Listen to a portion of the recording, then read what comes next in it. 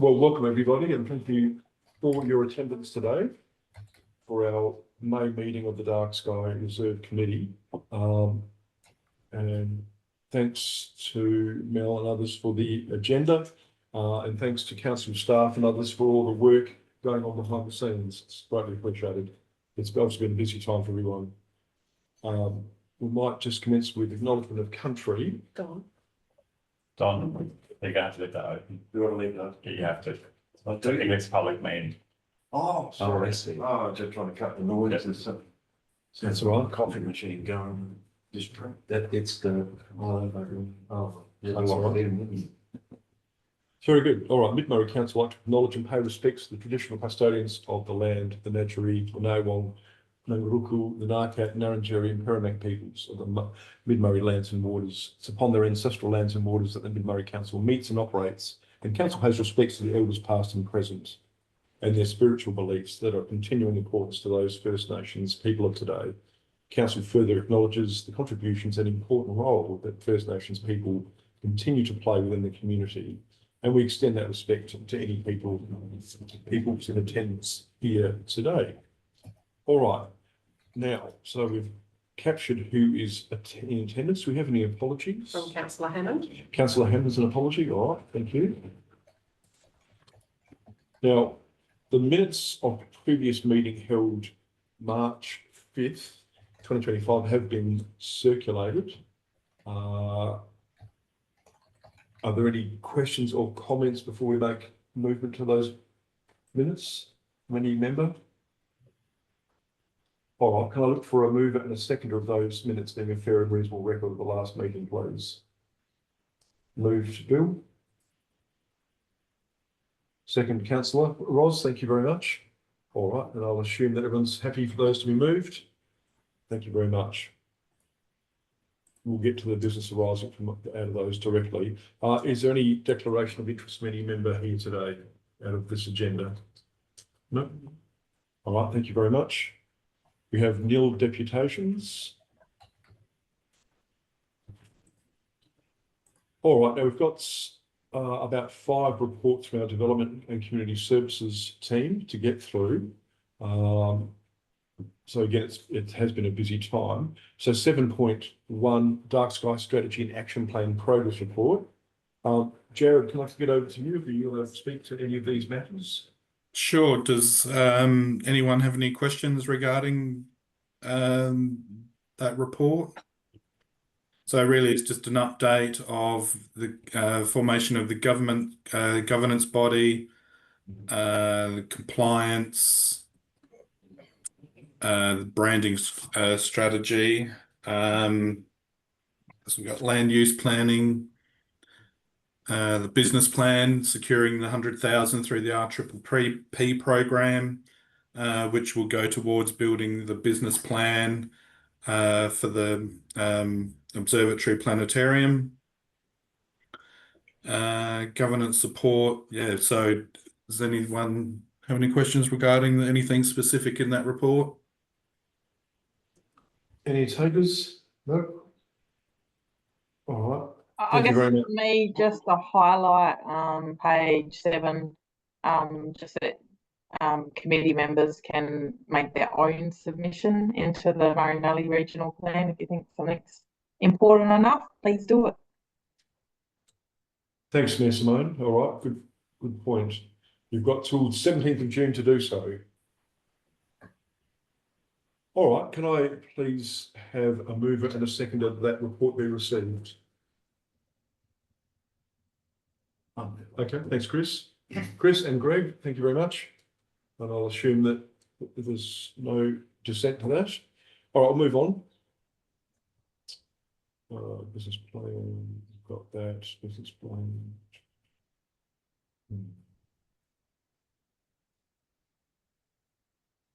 Okay, excuse me for a second. Dark Sky Reserve. Just going to get to 7.2.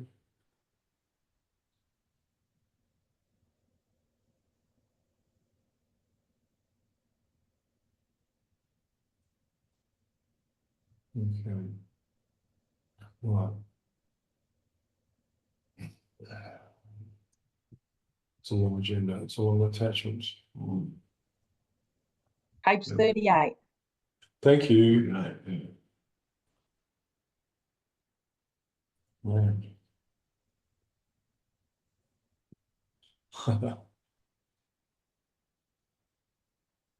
All right, page 38. Item 7.2, our LED streetlight transition.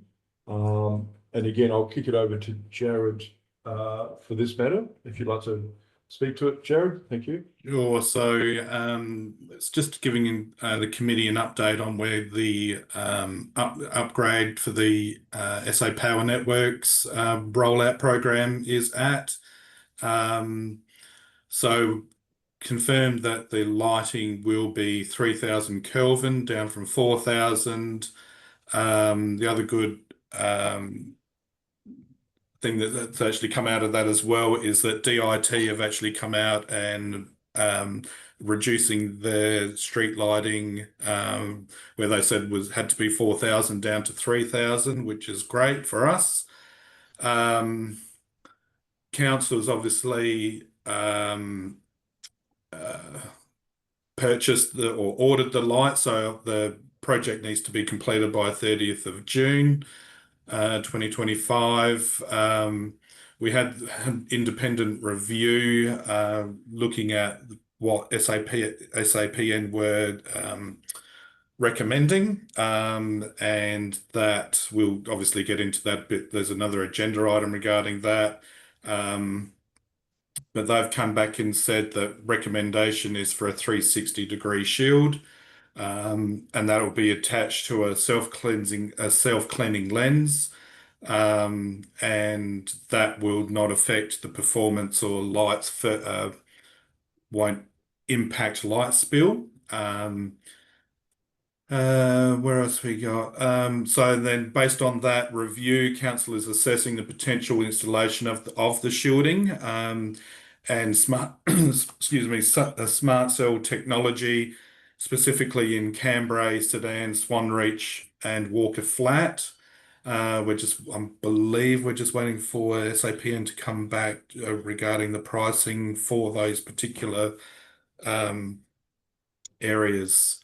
And then you've got the street lighting review. So we had Featherstone Consulting engaged to do that report. Yeah, does anyone have any questions regarding that agenda item? I do. Thanks, Chris. I think it's an excellent thing that you've got the Department of Transport down to 3,000. That's a big shift from their point of view. I wonder why we're not looking at Blanchetown, Palmer and Cainton, the other towns that are inside the reserve for the smart lighting. It will come down to, and correct me if I'm wrong, Gary, would come down to funding. Obviously, we'd love to have the smart technology across the whole LGA, but it will just come down to funding. So we thought that's why we identified those particular towns that are in the core site that have the greatest impact. We know with Meldanda, Swanreach. No, I understand that. It would be nice to have some sort of priority for those other townships further down the track so that we can actually include them eventually. Yeah. Well, And one of the recommendations from this report is to do a full audit, light management audit, and that if we do go down that path, I'm sure that's something we can request. I'd just like to put a very slightly different view. Chris is excited about the 4,000 to 3,000, and I keep remembering this all the time. It's just the colour temperature, it's a slightly different spectrum. The thing that I think was important, if it is correct, but it says in this report that the wattage of these lights is 17, which is the lower figure that we were talking about. There were a couple of higher numbers mentioned at various times, which I had the impression things were leaning towards. but I'm pleased to see the 17 watts there. I mean, that's going to be even better power reduction cost Yeah. to the council, but it will be a direct reduction in the light intensity, which is the much more important thing from my point of view on light pollution than the colour. If we were really going to wave the flag about colour, we'd really want to be down around 2,200, but the DIT probably wouldn't go with that. So I'm very happy with the 17 watts, but and happy with the drop in temperature, but the temperature's not a big deal compared to the power use. Can I ask another question? Chris, please, yeah.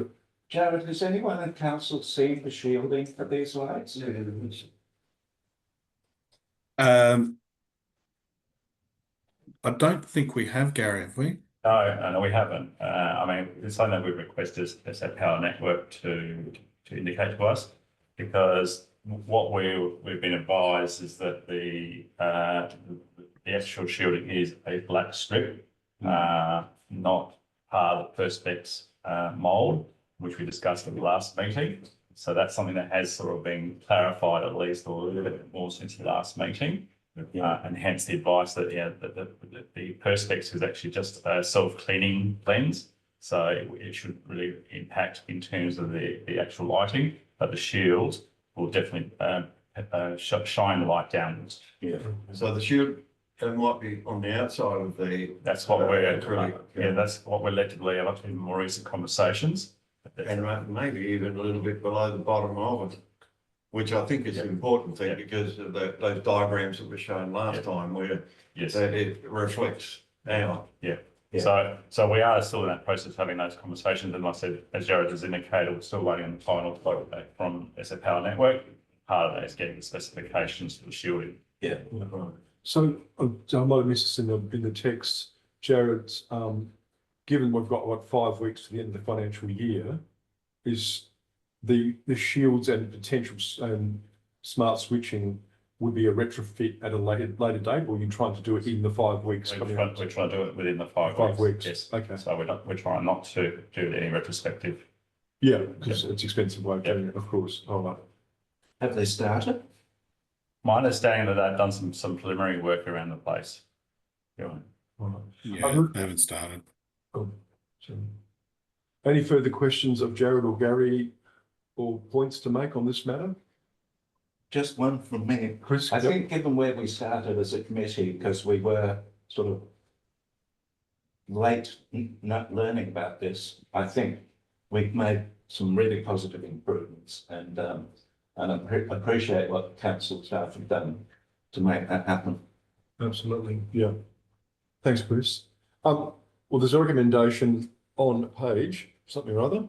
Just got a new computer, I'm just trying to work it out. Okay, recommendation that the LRCIP R4 funding lead streetlight transition report be received. Can I have a mover and a seconder to that, please?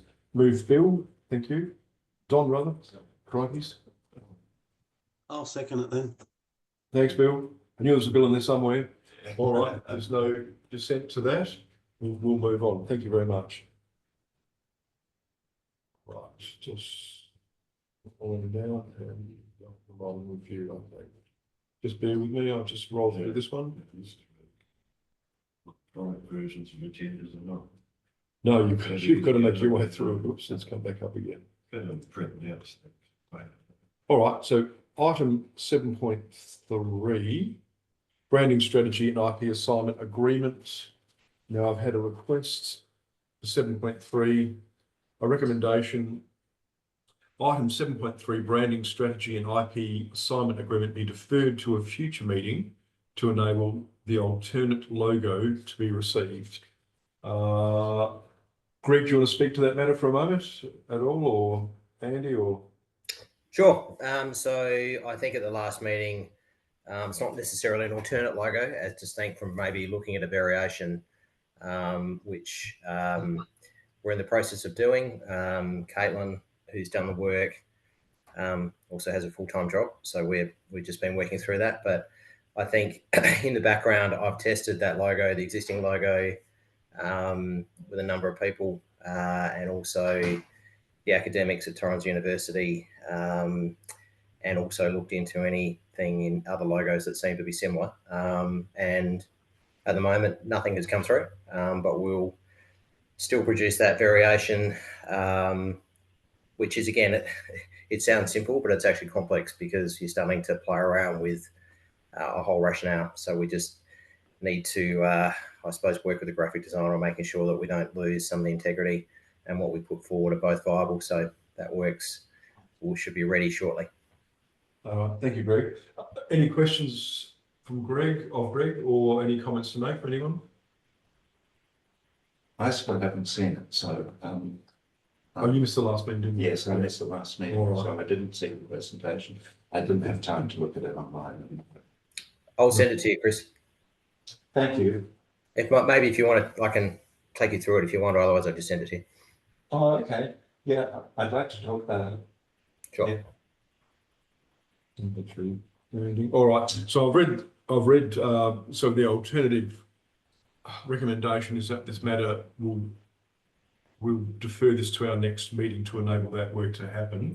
Can I have a mover and a second to that, please? Okay, thank you all. Thank you, Don, thank you, Chris, and there's no dissent to that, so we'll take that as moved. Thank you very much. We'll just move on to 7.4. Just bear with. What page are we? 56. Oh, we're nearly there. Beautiful. All right, so 7.4, light management plan and dark sky policy review. Again, I might kick it over to Jared or Gary to make comment to this, please. I better kick off. So basically, we took the opportunity to look at the plan and policy. That the policy is due for review. So we took the opportunity to have an external consultant to do a review with the intent to provide a lens around smart technology and where that now sort of sits within this space. The two attachments there provide a copy of the plan and policy with the changes by the consultant shown.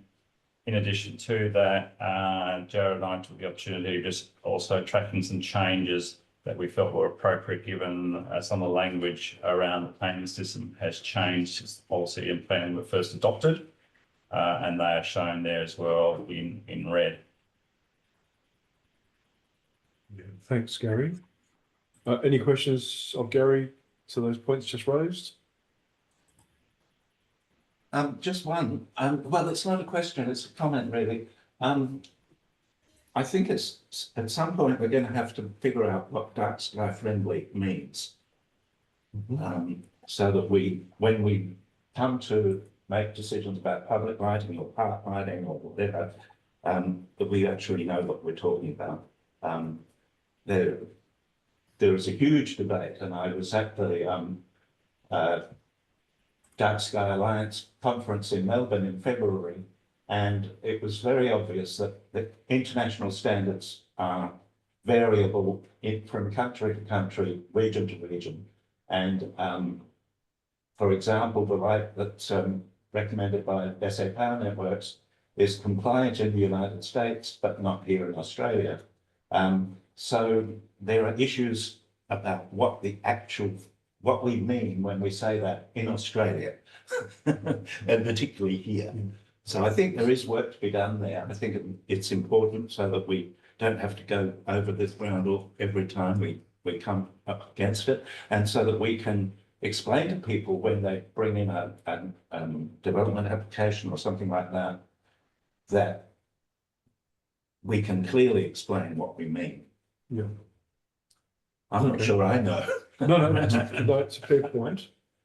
Okay. And I think if we're going to do or be aware of the need to clarify things like the lights was just mentioned, but there's also other areas that I think this report that you've produced is quite good in its thrust, and the discussion about raising community awareness, trying to reduce the amount of intensity of lights and how they're directed and the sort of way that signs rather than illuminated or electronic and things like that all seem all good things. And I think we ought to give some thought to how we might inform ourselves better as to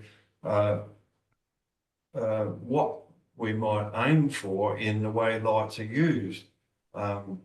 Like you hear people say that, well, put big spotlights in, light up the whole area is a useful thing for security. Yet there's literature too that says exactly the opposite. That those that are going to come in and vandalise the place or pinch something like to have the thing well lit up as well, so they can see what they're doing and whether there's anybody around that's going to interfere with them. So it'd be nice. I'm not quite sure specifically how to suggest this, but it might be inquiries made to universities. There's probably people doing research in this work, and see if we can get some good advice on that, which might down the track further influence the sort of policies that the council adopts in terms of the use of lights. And I think with some of the lights, at least having a smart control, it gives a chance to adjust them in future when, like for example, to keep them on from 12 o'clock or 1 o'clock or whatever the time might be, and then dim them right down and maybe even switch them off if the community believe in the end that that's a good thing. That's right.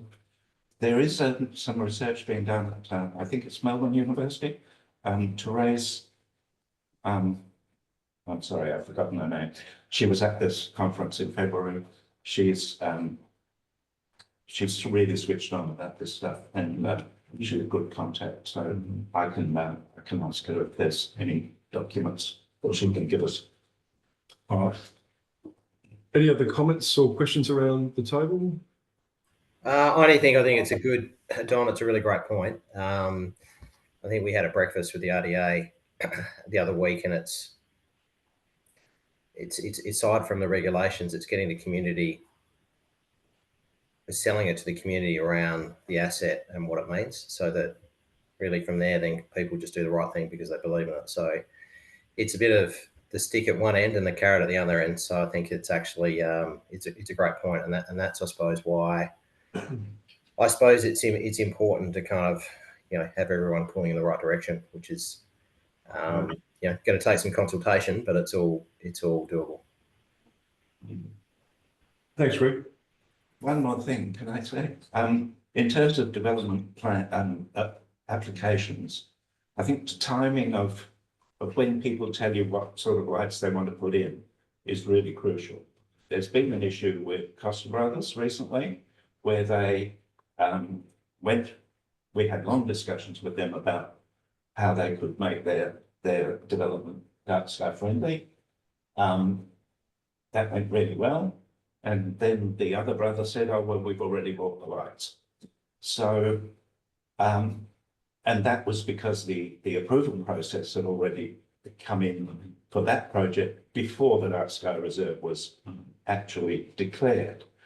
And that raises the question of what do we do with a development like that to improve it over time. And I think, either get it right when the application comes in first, and then look at developments like that, which are going to get bigger.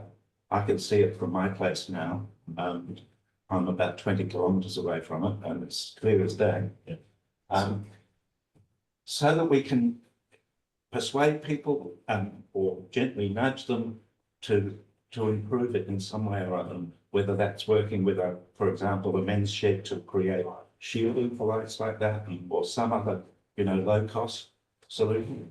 But I think it's really important that we approve appropriate lighting, and not miss the boat in the approval process. So the key thing here is obviously that with lighting generally it's not development, so we can't necessarily control it through the DA process. When it's associated with a project, we can at least put this as an advisory note as we do now, and it's really encouraging negotiation with the applicant to do the right thing by the dark sky. as per the early report, information report, we had Solomons give us a bit of a report on, what other regulatory mechanisms beyond just the code amendment we can do. So there are potential, reg amendments to at least make some form of lighting classified as development. And that's a big stretch, in terms of getting government to support that position. But if we can, then it gives us a bit more opportunity then to control the type of lighting. Having said that, we can't deal with things retrospectively.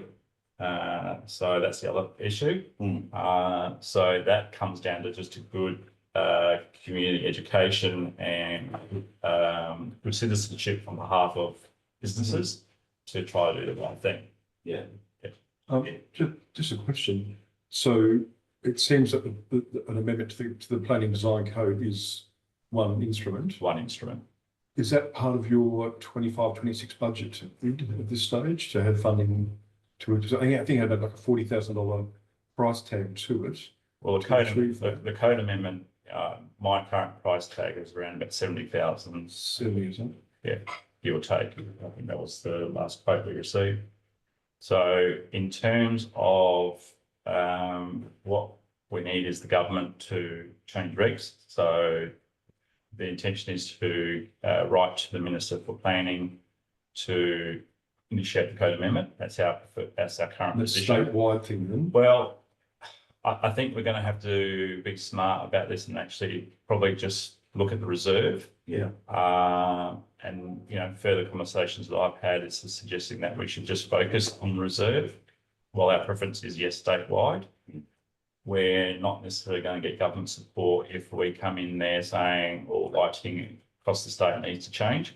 No. Yeah, that was the point I was going to make when you raised that you get some pushback against it. But if you just said that we want this to be the development thing, lighting to be the development thing within The reserve. the reserves, and or it could even be reserves because there's that Carrigalinga thing and so on. So So this is where gaining some support. We've obviously presented to the commission. Their work plan is such that they can't address this for the next 2 years. Is it workload or? Just their current work program is booked for the next 2 years. So if we request them to do a code amendment, we'll be waiting 2 years at least.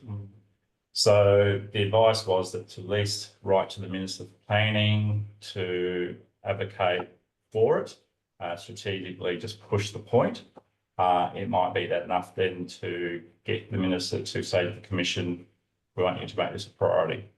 So, and it might be that they turn around and say, council, you lead the process, but they will then provide the resources to actually do it. So they're things that we need to explore in our letter to the Minister now. Okay. But part of that letter is also to look at those other opportunities through reg amendments. Yeah, all right. Gary, would you like a recommendation from today's meeting? No, we've already got one. We've already got a recommendation, resolution, both this committee and council. That's fine then, okay. In terms of that. That's in train, all right. Excellent. Thank you. I think we asked for that last time, didn't we? Get a check Yeah, out. that's right.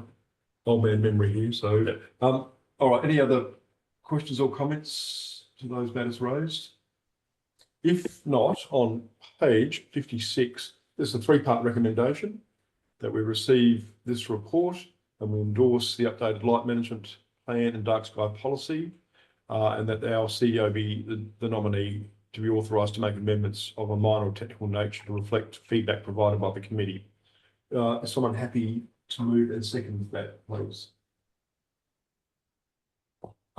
Chris, thank you. Another hand. All right. Yep. All right. Thank you very much, gentlemen. All right. I'll take no dissent. Will be agreement to that.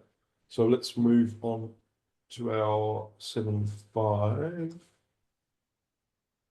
Because 7.6 was. Okay, there is there.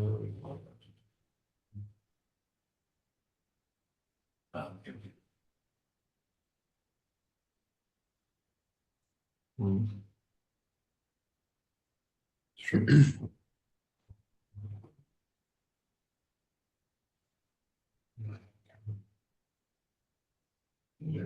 Oh, here we go. All right, 79.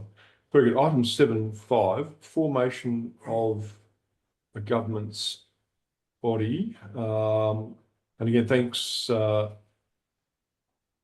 Gary and Jared for preparing this report for our consideration. And all right, I will kick that one off. We've got 3 options on the table here: direct council management, Section 41 committee, such as we have now, or an independent non-government organisation, skills-based board. Are the 3 options put to us with a recommendation recommending that the NGO is council's preferred view on that matter. Do we have any questions or comments? Or Gary or Joe, do you want to speak to that matter before we kick it out for questions and comments?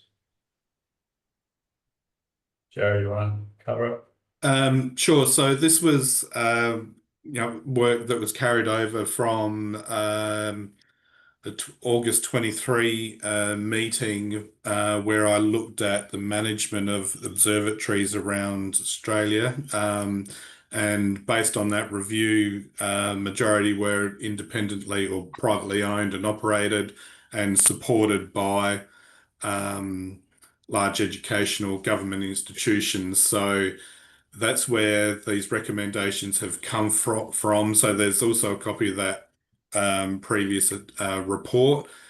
I've got in the report the pros and cons of each 3 governance structures. So direct council management, council subsidiary board, Section 41 committee, and NGO skill-based board. I've also prepared a skills-based matrix which outlines the skills that we're looking for, to suit the particular board. What the knowledge and skills experience is. So be very happy for people to comment on that and actually make any suggestions for people, names of direct people. So really for us, it's around, just getting these governance structures sorted, so if you recommend the preferred option of the NGO for future ongoing management. Thank you, Joe. Any questions to those points? Chris? Sorry. Personally, I don't see it in the long term. I don't think it would be appropriate for the council to have ongoing management. I think it would be too onerous, and also not really something the council should be involved in. That's just my personal feeling. I think there is perhaps a role for a Section 41 committee to continue so that there can be liaison about council regulations or policies or stuff like that. But to actually manage the reserve and the facility like an observatory, I think a non-government organisation is the way to go. But I think there could be a sort of interim step, which is that the management continue to be under the umbrella of Mid-Murray Landcare for now, because we're already an incorporated body, which means we can apply for funding to get some work done. And then perhaps further down the track, when there is, an actual building site and a place to be managed, then set up that structure. I'm happy to debate that. At present, I think we need at the moment there is a massive amount of work that needs to be done, and I think we need somebody paid to actually do that work. There's too much to do for a part-time committee. All right. Thank you, Chris. Yeah. I just think I'm not really clear on what the term management of the reserve means anymore. If we were talking about what the governance structure should be for an expensive futuristic observatory facility, that's one thing. If we're talking about managing the reserve or to ensure that the conditions are, if possible, kept compliant with the accreditation for the dark sky reserve, then that's another matter. And given that that's very highly linked in with policy and development policy and things like that, then that sort of feature should probably rest in some way with the council, given that the reserve's completely in this council's area, and whether that be done via a committee like this is a decision for the council to make it one way or another at some point. But I don't think, I think that we need to define exactly what this new governance structure is going to be responsible. Like, for example, if you had a completely independent NGO type operation with the idea that this might be about developing an observatory and planetarium, then I'm not sure that they'd be the slightest bit interested in getting involved in monitoring of light pollution across the whole area and whether and producing the annual report for the Dark Sky Association and so on. So I think we really ought to define that a little clearer, and if there are some residual responsibilities that should be left with council or a committee of council or delegated to Landcare or whatever, then that could be discussed and worry about the governance of a big infrastructure item like the observatory as a separate matter. I would also comment on not wanting to be too negative to Jared because he was only just in the chair, but keeping on putting that assessment of telescopes and observatories in the agenda papers, which are publicly available. It worries me a little because it's fairly inaccurate. There's lots of omissions and things that are wrong. It states that the two 14-inch telescopes up at Arkaroola are the biggest ones in private ownership here. It's obviously not right. There's a number of them that are far bigger than that, privately owned by Astronomical Society people. The one over at just north of Adelaide and Stockport is enormous compared to them, and it's used for public observations too. So I mean, I think it's better if we just sort of let that report disappear. I don't know if that's the right terminology for government, as local government facilities, but so if I know, sorry, Ben's got wants to talk. Oh, sorry, Ben. Sorry, hands up. Thank you. Look, through you, Mr. Chair, look, my position on this is we're looking for a body to be the custodians and drive the opportunity forward and leverage off that. That also includes the maintenance and the protection of the reserve.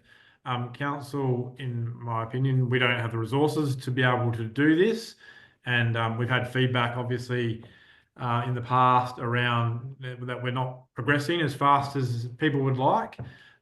So the position or the suggestion is that we identify a board that can really take ownership of this, potentially get funding to employ people. I agree, Chris, absolutely. We need to have a dedicated resource, and council staff and Greg have done an amazing job with everything else they have to do as well to get it to where we are.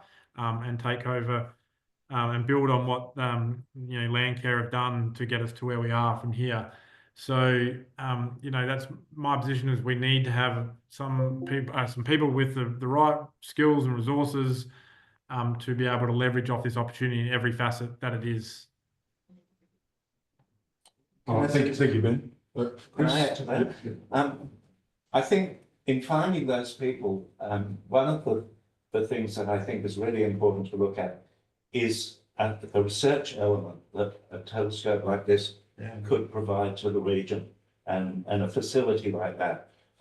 these days with the Large Telescope, it's not only about tourists visiting it and looking at the night sky. That's that kind of facility can be rented out worldwide because it'd be connected to the internet and people can hire time on it. So there's potential to make income out of that that kind of work, but also linking with the space agency in Adelaide to bring facilities here for space research. Those kinds of things, I think, are certainly beyond our expertise at the moment, but we need to include them in what we're doing when we look forward. It's not just a tourism opportunity; it's much broader than that. And educational. That's been the conversation with everyone we've had, that this facility is not just about tourism. It's about, you know, cultural, education, research, defence, everything. Yeah. So whatever is designed has to be designed for all those opportunities. Absolutely. Yeah. All right. Greg, you've got the chair. Yeah, I mean, I would agree with Ben's comments. And I think if you look at it from a strategic point of view, it's useful to look at where you want to be and then how you want to get there.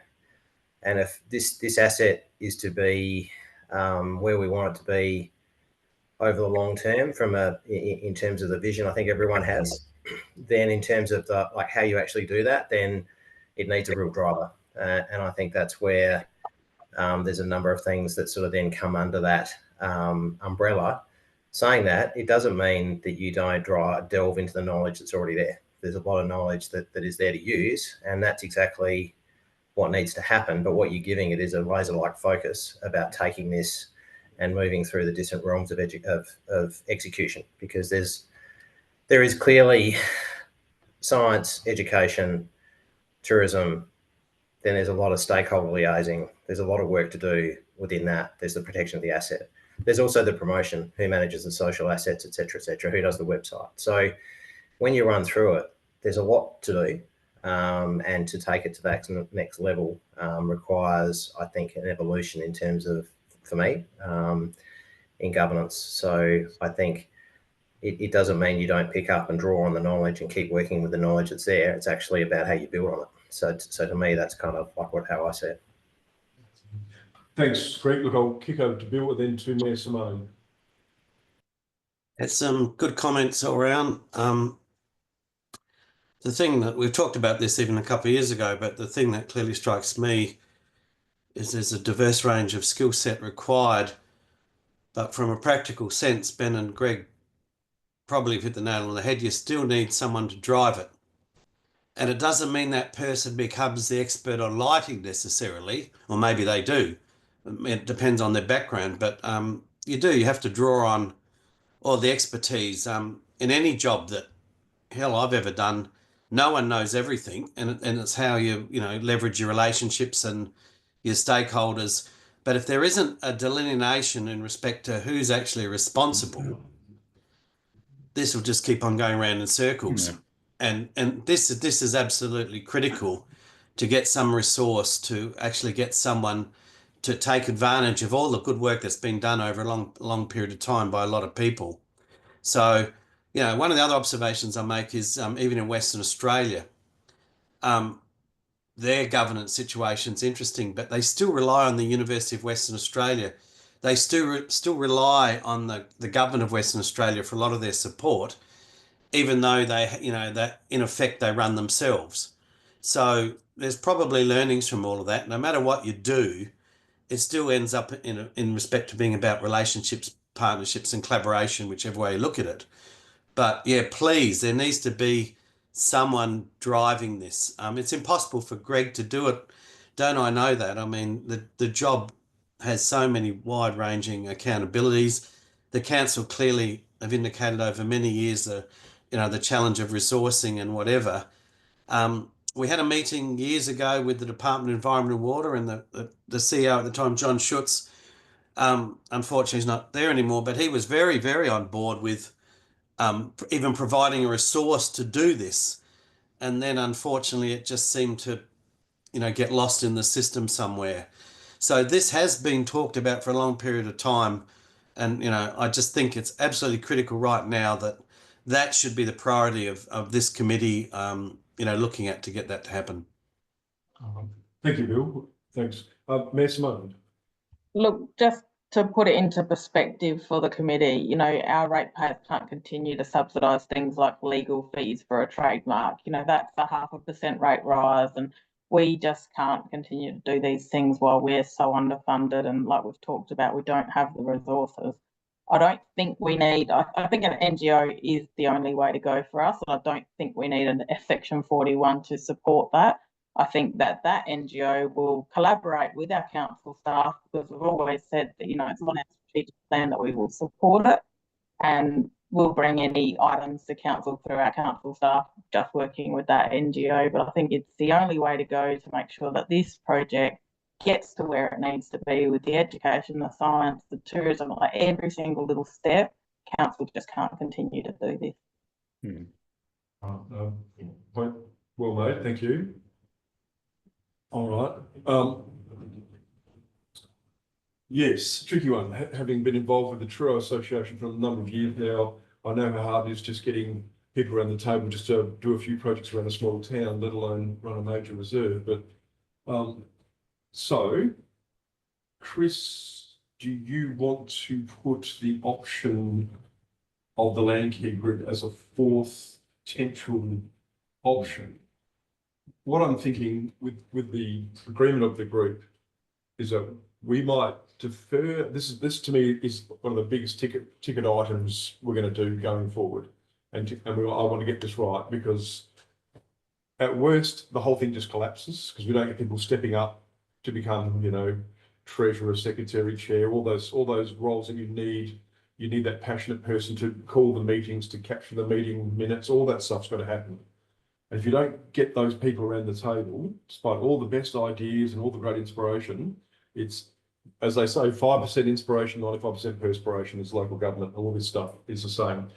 I just wonder whether we defer this matter to allow Chris to speak to his committee in the interim to say whether the Landcare Group as an established group is interested, not in the big ticket, multi-million-dollar type projects, but just continuing to do this, the reserve recordings and the management of, because I love the idea of connecting environment and dark sky, and that does it beautifully for me. So whether we defer this matter to the next meeting to allow Chris the chance to have a conversation with his committee, and they may flatly say not remotely interested. I do personally have concerns about trying to launch a whole new NGO, and I just wonder, and perhaps the other part of that is, do we all then, as a bit of homework, say, who are those key people that we tap on the shoulder and say, would this be of interest to you? As opposed to launching this thing, putting that in the paper and on social media saying, look, here's a great new opportunity, and see what happens. Anyway, Ben, you've got your hand up. Thank you. Yeah, look, in all respect, I don't think this opportunity is a localised matter. We need to get some serious clout behind this to drive this opportunity forward. To your point, I see, and Don's point around, the measurements and that could be a subcommittee of the board that we're looking at being taking this forward. So we don't lose that. I agree that if we get some people that want to really drive the tourism, the environment, the defence, the education, all of those things forward, they're not necessarily going to be hands-on in doing those elements, but they need to take guardianship of the whole remit, in my opinion. So, I think, we need to identify that, not from putting an ad in the paper, Andrew. The governor has offered us support. We need to be talking to, serious philanthropists and, the vice chancellors of the universities, these kinds of people that can really leverage this off and open up doors, get some funding to employ someone to do the operational matters, which we just don't have. That's just my opinion. Yeah, and just to add, we can't be waiting another 2 months for another meeting when all of this can be discussed. Like if that committee want to do the numbers and things, that they can talk to us about talking to the NGO about getting that done. I think this just needs to happen ASAP so that we can really get moving and do some great things. Thanks, Mayor Simone. Greg, you've got your hand up again. Yeah, I agree. Just want to agree with that sentiment, and I think the window's open, but it's closing at the moment. And what I'm seeing is other regions around Australia aggressively pursue this type of activity, and we need to have that focus to be able to really capitalise, one, in the long term, yes, with an observatory, but right now, if you go into Lord Howe Island Dark Sky Festival and look at the 8 or 9 things they've pulled together to run and promote a dark sky, and they're not even a reserve. So people are moving, and they're moving quickly. And, we've got that window now where there is some really great stakeholder support. I mean, we've had some good presentations recently with key stakeholders, and, you've got the Governor of South Australia interested. So I think it's a case of moving with speed and growing and to get a bit of scale. All right, thanks for those comments. Is anybody else like to make a comment to this? Chris, please. It seems to me we need a list. We need some people recommended and to actually see what the skills are that we need to get this this kind of group together. I agree that they should be high level. They don't necessarily have to be local, or even South Australian, but they need to be committed to the cause and to be able to bring real serious connections with them as well. I think the fact that the Governor's volunteered her services is wonderful, and we need to think in terms of that sort of level of people, whether they're researchers or university heads of department or wherever it may be. But I think we need to pin down who are we looking for, and do we have any names? Just to respond to that, really that is the next critical stage. So the skills matrix, in terms of the community's feedback, are they comfortable with the knowledge, skills, and experience that we are looking for in this governing body? And then it's actually putting names of people we know in our own personal networks or professionally.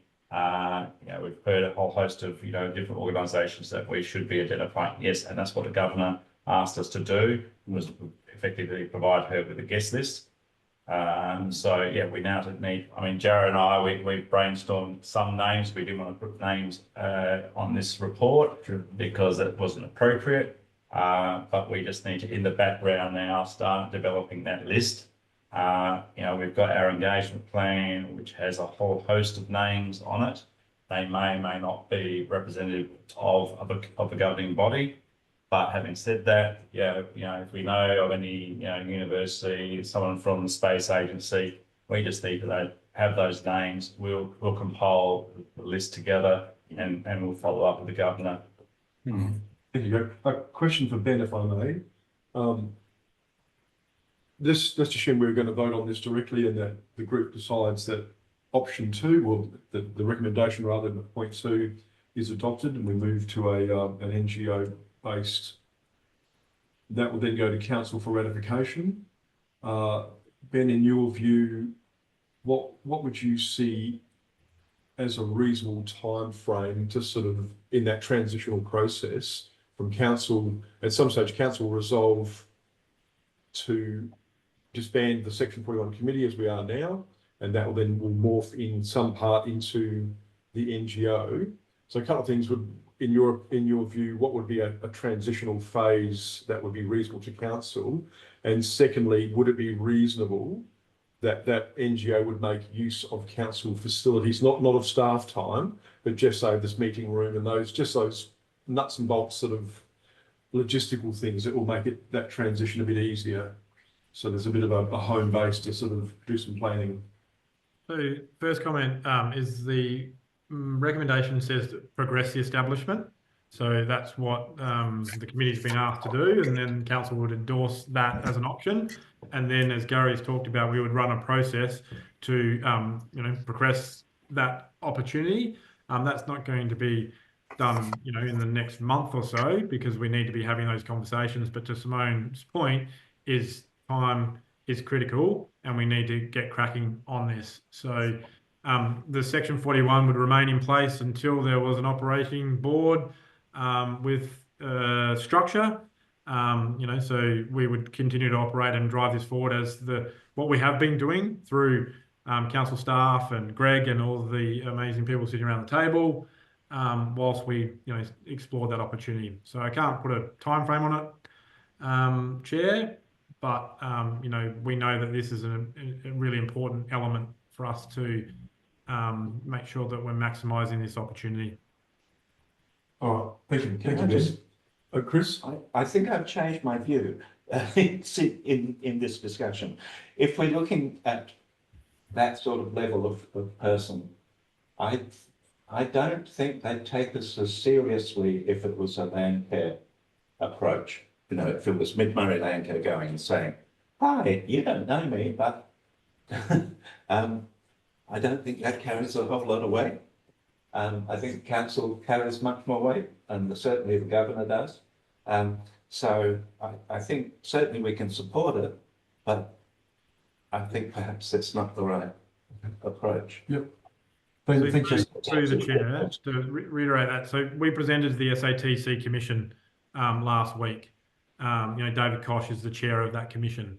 So we're trying to promote it. We're trying to raise awareness.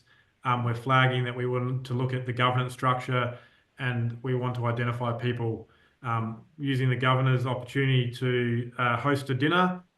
We would be, identifying those types of people to come around the table and present the idea of what we want to drive forward.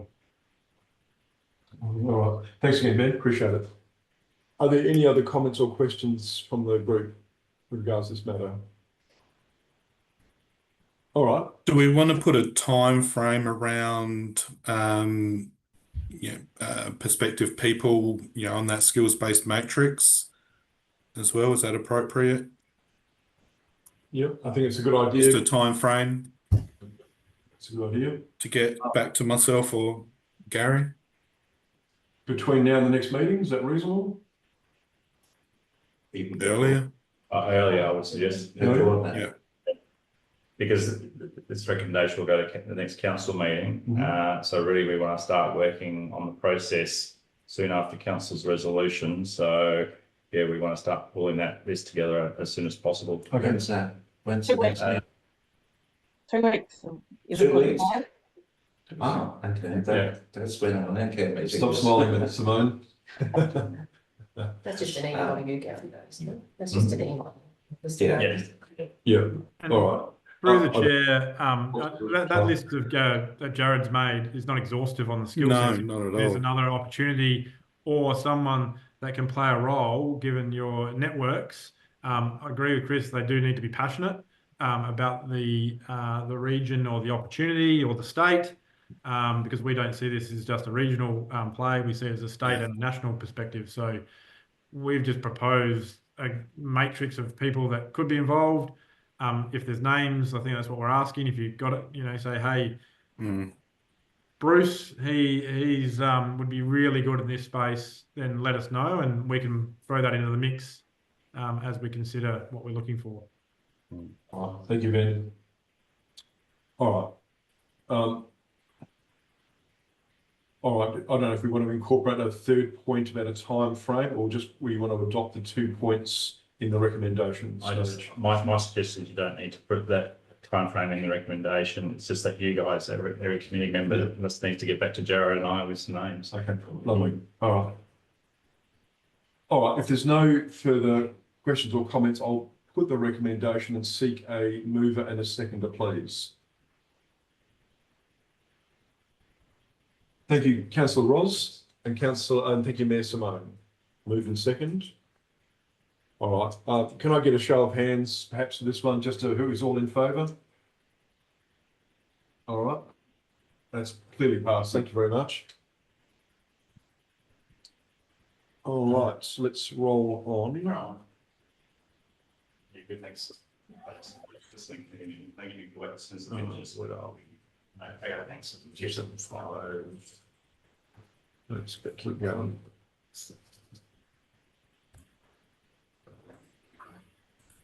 All right, final item on our agenda, 8.1, review of the Dark Sky Committee terms of reference, which might be a bit superfluous now, but anyway, we'll see how we go. I was thinking, is it worth wearing that?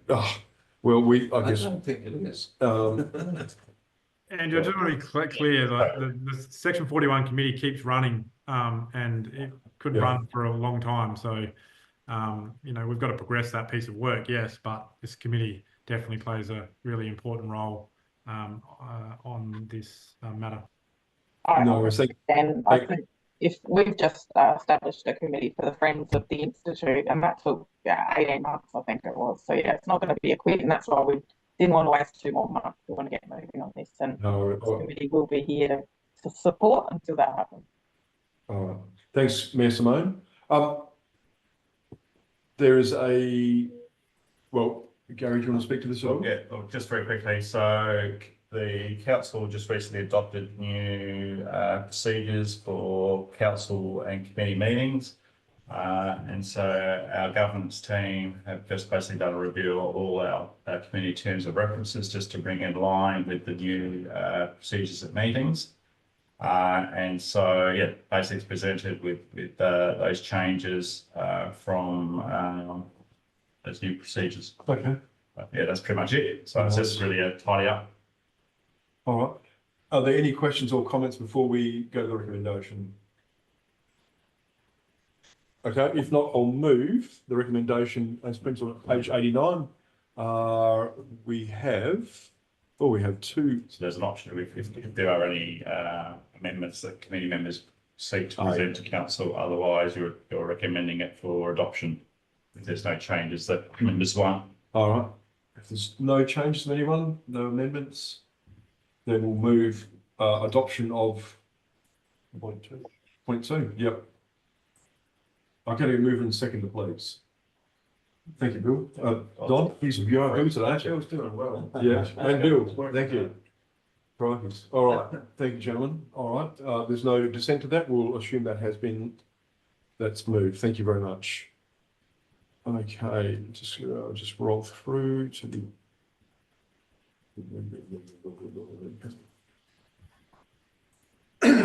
Document history, lovely.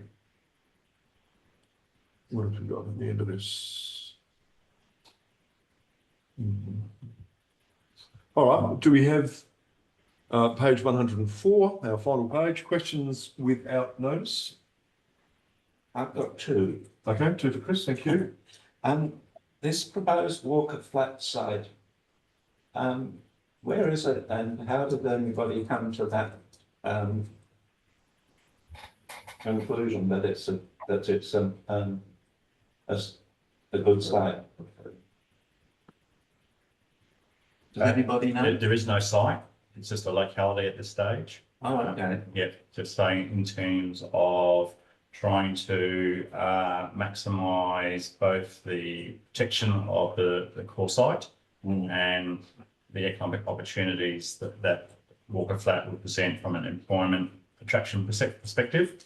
So no site have actually been identified. It's just saying the locality of Walker Flat would be more optimum in terms of those criteria. There's serious disagreement with that in the scientific. Yeah, and so they're the things that we need to now factor into the site selection, because in terms of atmospheric, geographic, all those sorts of things now need to be built into finding the optimum site. Okay. Yeah, that's the point I made last time. Yeah. It seems only triggered by criteria to do with proximity to population. Well, that's just one criteria. Yeah. So all the other things. So one of the things that council is currently, another project we're trying to do is develop a spatial tool to help us with development and infrastructure investment. And so one of the things is utilising site constraint and opportunity mapping as part of that. So this, will actually assist hopefully in identifying all those parameters from a multi-criteria assessment perspective of what's a good site. So I thought you might, I'm glad you remember, I remembered that from last time. We thought coming up here when I knew that Chris was going to, not being here last time, would say something about this, but please use the network that we've got of people who will know what the criteria are to do with astronomy and an observatory and the science aspect. So that's, again, if you know the people, and they know the data, then that's the sort of stuff that we need so that we can put that data into the model. Yeah, but then I'm just trying to avoid another thing like the big delay that happened with the lights. If this, you've got a team of people that are on Chris's committee who know, I'm sure, a lot more about it and have higher skills than a consultant preparing a spatial decision-making routine. So that's the thing. It's only as good as the data that's provided. Yeah. So we know that. So if we got dumb data in, we've got dumb data out. Yeah, exactly. So if you're looking for criteria that's specific to this sort of thing, then when it's appropriate for you to know, to inject that in, ask Chris, and you'll contact the. Yeah. Hand it over tomorrow. We've got at least 4 Yeah. that you can talk to. Hand over tomorrow. Yeah. Send Okay. it through to me tomorrow. All right. Yeah. One other thing. Yep, second one, yep. A number of people have contacted me with very serious concerns about this truck bypass and its potential impact on the reserve. And the fact that it might go through Canberra and Sudan, very close to Malanda, with a very large number of trucks going through it night and day. We are very concerned about that as an ongoing impact, and it really could affect the presentation of the reserve. What stage is it at the moment? Perhaps a question for Ben, if I may, that's.